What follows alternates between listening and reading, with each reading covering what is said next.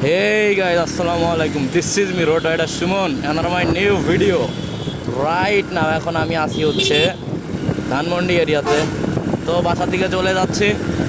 অনেক রাত হয়ে গেছে, অলমোস্ট 10টা পার হয়ে গেছে। তো এখন আসি ধানমন্ডি এরিয়ার মধ্যে।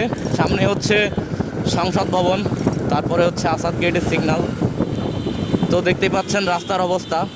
রাত 10টা পার হয়ে গেলেও কিন্তু রাস্তাতে মোটামুটি অনেক বেশি এখনও যানবাহন আছে, অনেক বেশি ভিড় আছে। এটা হচ্ছে 32-এর আগের যে সিগন্যালটা, ওই সিগন্যালটা, এই সিগন্যালে মোটামুটি টাইম লাগে।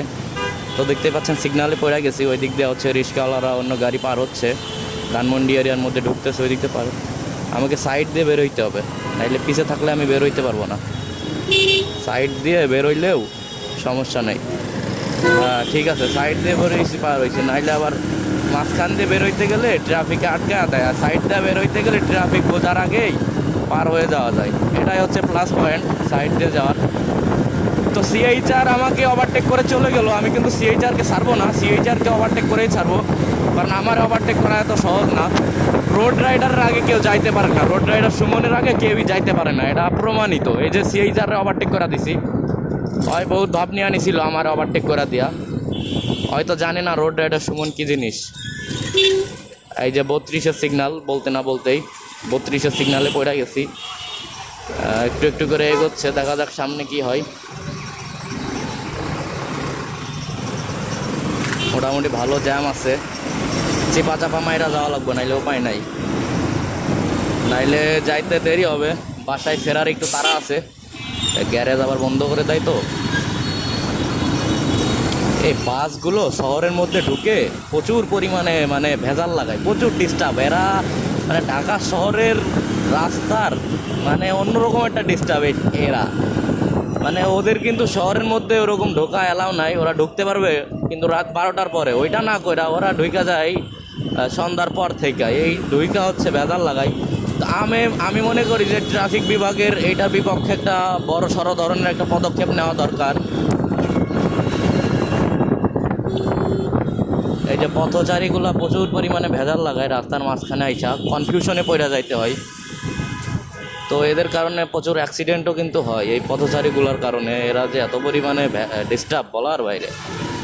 তো দেখতেই পাচ্ছেন সামনে হচ্ছে সংসদ আমার, আবার সামনে হচ্ছে সংসদের অপোজিটে হচ্ছে আড়ং। এই মামা, এই রিক্সা মামা,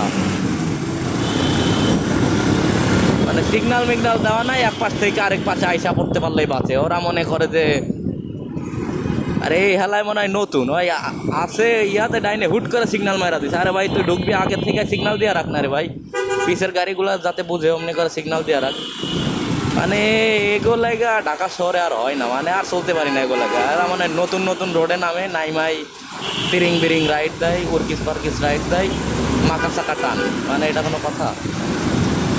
সামনে আবার সেই টানো ব্যক্তি রাখ, এই ট্রাককে পিঠে ফালাইতে হবে, নাইলে ধুলা খাইতে খাইতে জীবন শেষ।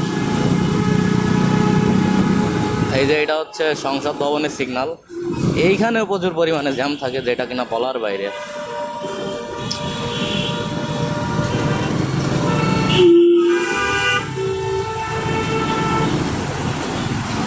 চালু চালু চালু চোখে মুখে পাল্লু, চালু চোখে মুখে পাল্লু।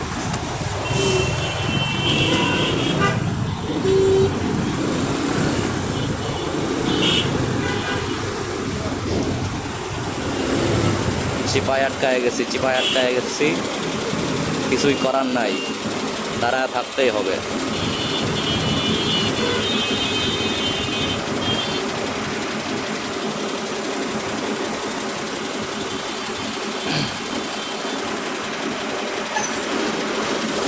আরে ভাই সিগন্যালটা ছাড়, ট্রাফিক সিগন্যালটা ছাড় রে ট্রাফিক মামা।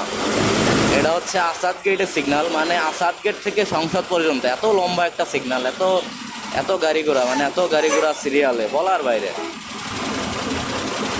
প্রচুর বড় একটা সিগন্যাল এই আসাদ গেটের সিগন্যালটা। না না, আমার চাপ দিয়া দিব, আগে যাওয়া যাইব না, খুব সাবধানে থাকা লাগবো, নাইলে আমার চাপ দিয়া চ্যাপটা বানায় লাগবো, না বের হওয়া যাওয়া লাগবো, খাড়ায় থাকলে হইব না।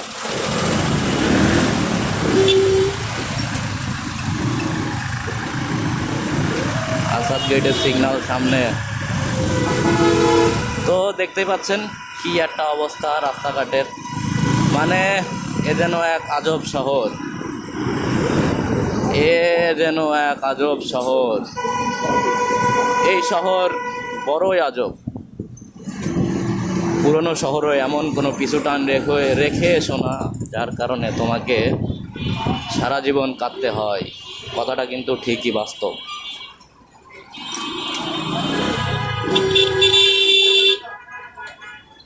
যাও যাও যাও।